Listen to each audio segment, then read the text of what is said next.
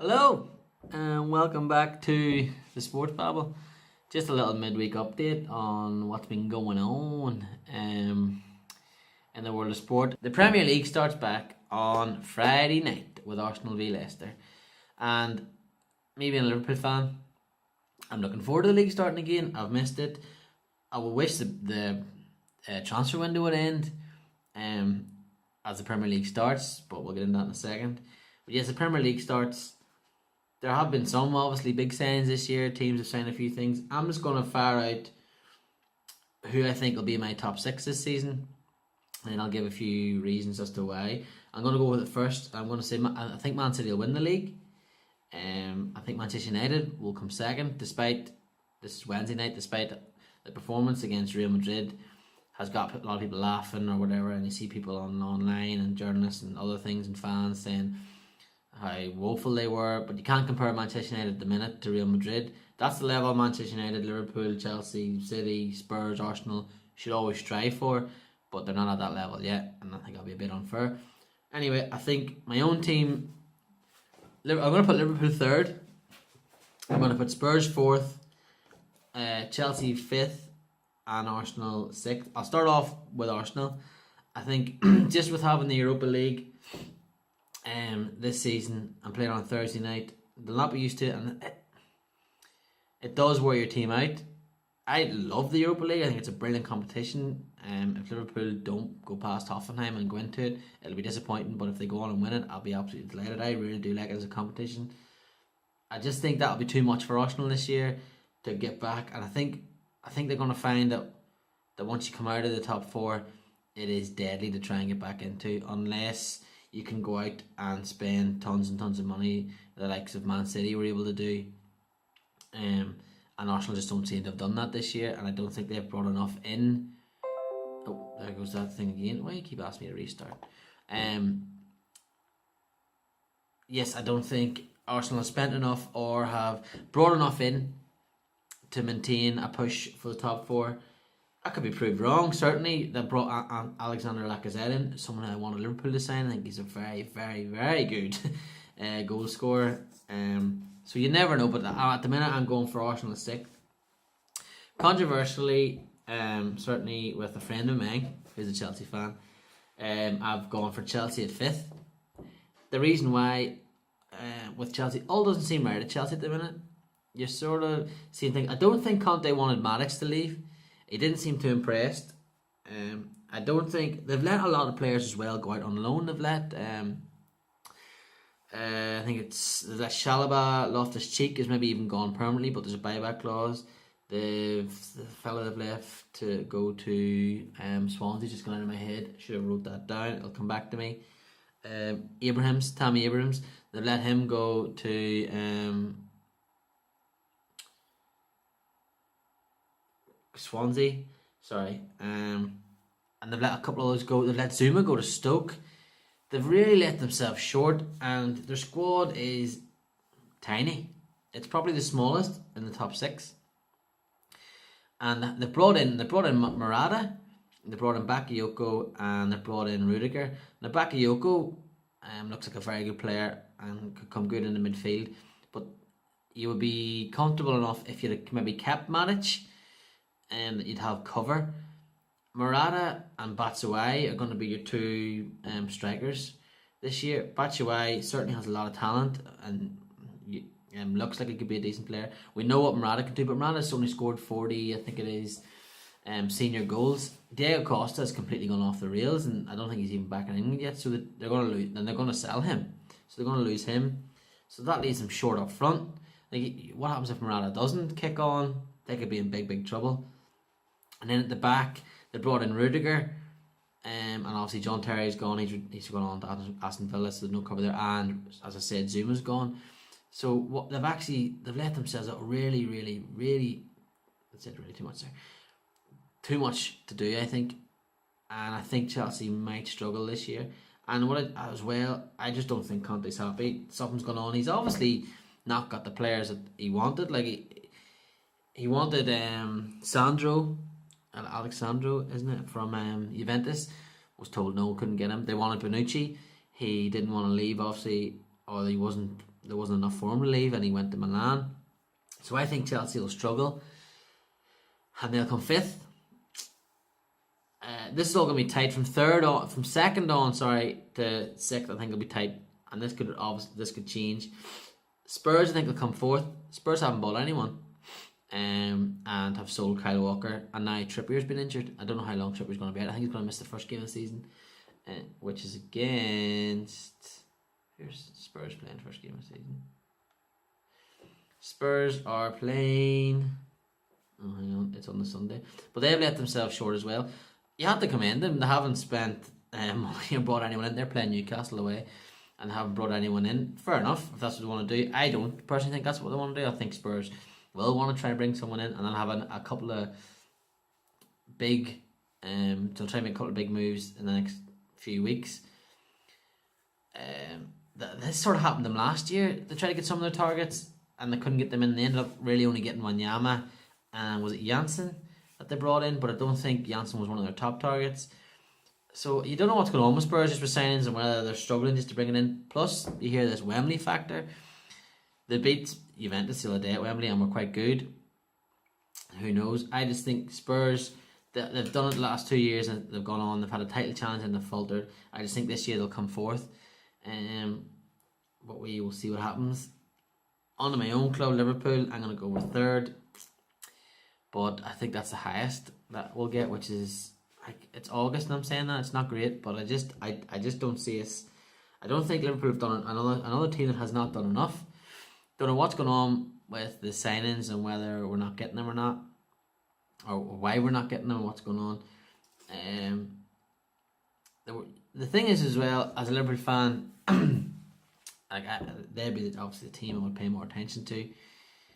FSG, we were promised fans a war chest. Doesn't look like we're going to be getting it. In a way, I'm like, well, we have young players coming through, and you want to see the young players playing. I don't want to be one of the teams that goes out and just spends money to try and win a title. That mightn't work, and it might work, yeah, but I'm sure that's amazing. I don't know what it feels like, but I would rather we did it a different way. But we definitely needed 3 players that could come in that could really challenge for a starting position. Certainly in centre half, which you don't know what's going on there. Obviously Van Dijk's now submitted his transfer request, so I happen to well within the rights to say you're not going to Liverpool, we'll sell you to anyone else, and whatever that happens. Naby Keita, I just seen tonight before it came on at 10 o'clock there on Wednesday, that his odds have been slashed now to come to Liverpool from 8-1, I think, this morning, to 6-4. Pardon me, who knows what goes on there, or what is going on there. And then tonight, there's been a second bid submitted by Barcelona to get Coutinho for 90 million, which we've rejected.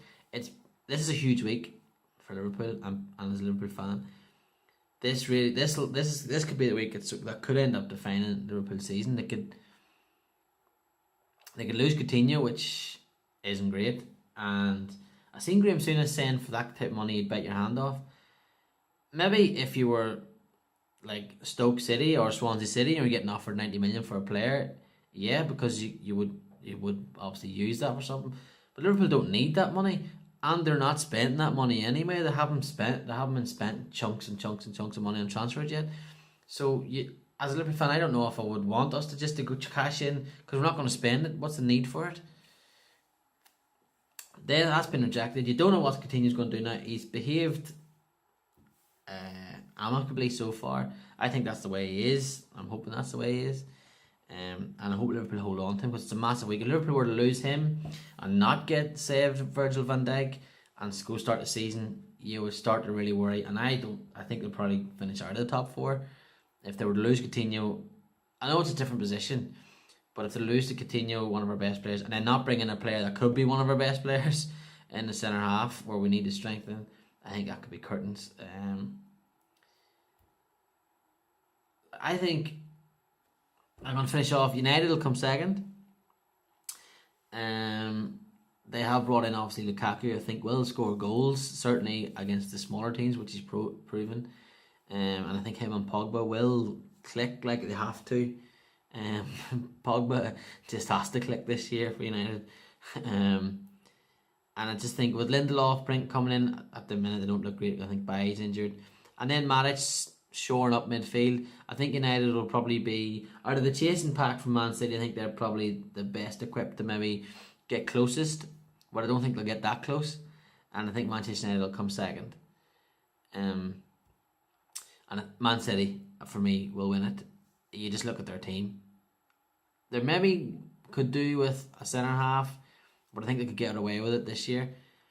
They've brought in Danilo, Walker and Mendy at fullback. I don't know if all three of them, well, obviously all three of them can't play fullback, that'd be daft. But I think all three of them could start. I think one of them could even be pushed into midfield. In midfield they have De Bruyne, they have Bernardo Silva, David Silva float around. They have Yaya Toure, Fernandinho, Sterling, and up front of Gabriel Jesus and Aguero. That's pretty decent.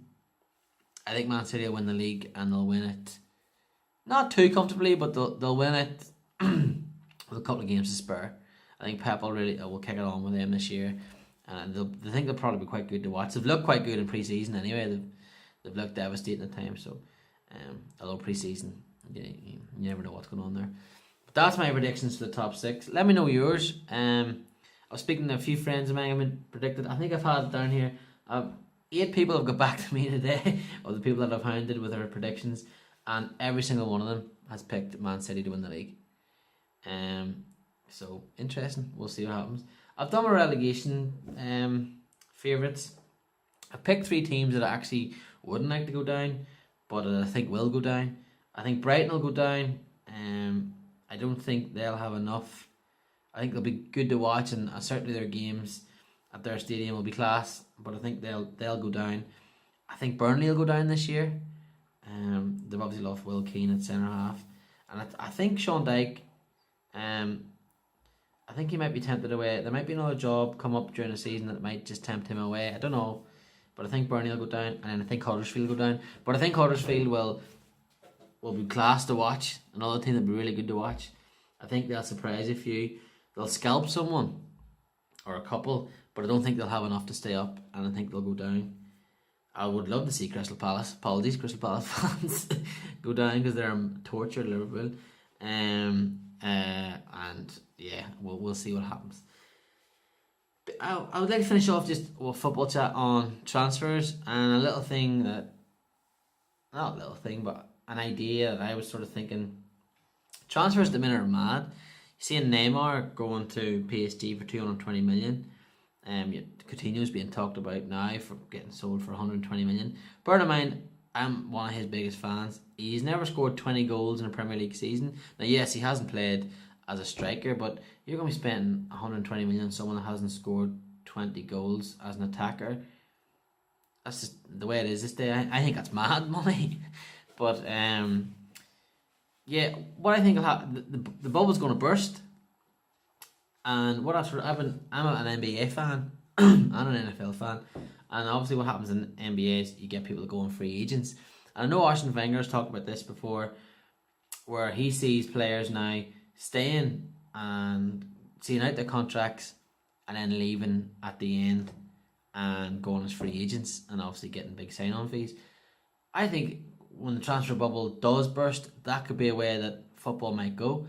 You see players and even sports people taking more initiatives with themselves. I seen tonight, before it came on, that there was a study done of where sports journalists, which is what we're hoping here at Sports Babble to become, which is where sports journalists will be hired and seen and sought after in years down the line, and that's going to be by sports stars, hiring them individually, and they're already starting to do that, hiring them individually to look after their media and to promote them and brands. And I could see, just brainstorming myself today, in 10, 12, whatever years time, when the bubbles burst and your transfer fees are all just gone too daft and we can't cope with it anymore, that instead of clubs are selling players and getting the money, that players are then done on contracts, the contracts are finished, and then clubs sign them.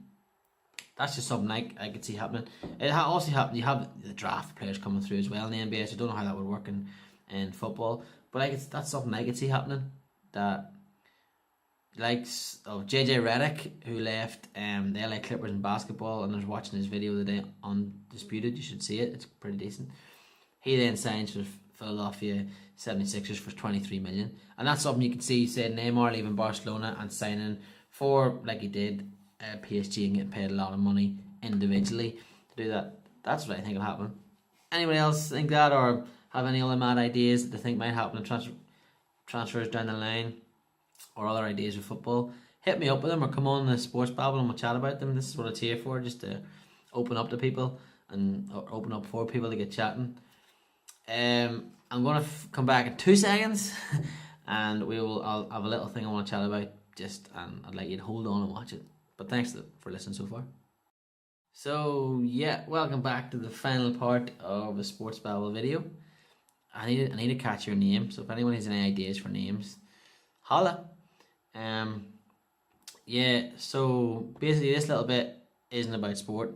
Me not talking about sport for once, which is rare. I have a little cousin called Alex who lives in Dublin. She's only about 18 months old. I hope I haven't got her birthday now. She's maybe more than that actually, about 19 months old. When Alex was born, basically she'd suffered severe brain damage, and it has left Alex with she's visually impaired, she has cerebral palsy, and she has epilepsy. And at the minute when she gets her feeds, like she would get them through like a medical tube that goes through her nose. She's the most beautiful girl in the world. She's my little cousin, and when Alex was born, obviously she wasn't in a great way, and after 8 days, she put an MRI scan that was done that showed obviously the severe brain damage, and the doctors sort of said to my cousin Anne, her beautiful mummy, and her brilliant dad Jimmy, that there wasn't much more they could do for Alex. That was obviously relayed back to the family, and I remember getting the phone call off my own mother that this was happening, and just being absolutely devastated and heartbroken by it. But she she managed to fight on. She's just continued to breathe on her own, and she didn't give up, and she kept fighting, and now we are, what is it? She was born on January the 13th, and we're now in August the 9th, so we are many months on ahead, and she was born last year, and she's still going strong. She's getting such a big and beautiful girl now. She's heading on the 14th to Chicago for extensive treatment to the rehabilitation center, and her mummy and her daddy and the family, they have set up a fundraising page that has been going really strong. It's on idonate.ie, and it's Alex's venture. I'm gonna put a link up to it underneath this video, and I'll put it up on the social media pages. Anything you can, if you can donate to Alex, that's amazing, that's brilliant. But if you can read her story as well, that'd be brilliant. And I just want you to see her, like, she's my little cousin. She's so cute, she's just beautiful. She's a hero of mine. She is. Like, she fought for her life, like, when she was only 8 days old, and didn't give up, and she's still going strong. We're very lucky to have her as a family, and as I said, I don't know how many times to say she's my little cousin because I'm waffling on. But yes, I'm gonna put a link up to her page, and it would be amazing if you could donate whatever you can donate. Don't feel obliged to. I'm not begging people and grabbing people by the throat to do it, because it is actually an awkward thing to ask for people to do. But yeah, she's heading out on the 14th, as I said, for hopefully a 3-month stay in Chicago, and she'll be getting therapies 5 days a week. I'm just reading here now. I've got the little thing up, and you'll be able to see this. She'll be getting physical therapy occupational therapy and speech therapy. And Anna's, Jimmy's goals and Alex's goals are to help her improve her core and her head control, and to get her gain better use of her hands and her arms. And she's going to undergo a severe video assessment, or vision assessment, sorry, so we can see what's going on. And it's really important Alice goes out now and gets this done, and you get this done and looked at early, because obviously her cognitive development as a baby, this is where it can really help her. So yeah, I'll put the link up underneath this video, and I'll put it up on my Facebook page. I had it up earlier in the year, and I'll put it up on the Sports Babbles one as well. So please go have a look at it, and you'll see photos of Alex. You'll see what I mean. She's the most beautiful girl in the world. And I just want to say it from me as well, because I'll not see her now before she goes. And good luck, wee woman. Good luck, Anne and Jimmy. Obviously, we'll be in touch. I'll be texting you all the time, and I know my mum's hopefully going to be going out as well. And we will see you when you're back. For a lot of hugs and kisses and cuddles. Just me on the video. Thanks for watching. I've had some good reviews back from people this week. It's nice to hear it, like it really is. Keep watching. Tell all your mates, and I mean that. Tell all your mates. And I'm threatening you now, telling your mates. Subscribe to the page at the Sports Babble on YouTube. Subscribe to us on Facebook and Twitter. And we'll be back probably on about Saturday and Sunday, because I'm going to be interviewing someone at the Craigavon Cowboys tomorrow. I believe it's a rookie, so I can't wait for that. And hopefully I'm going to be either going to the Ulster Grand Prix, I'm unsure yet, or I'll be going to watch some Irish League, and we'll vlog that up at the weekend. But thanks for tuning in. I really appreciate it. And remember, have a look at Alex's page, and if you can help us out and donate anything, then it's much appreciated. See you later, folks. Good luck.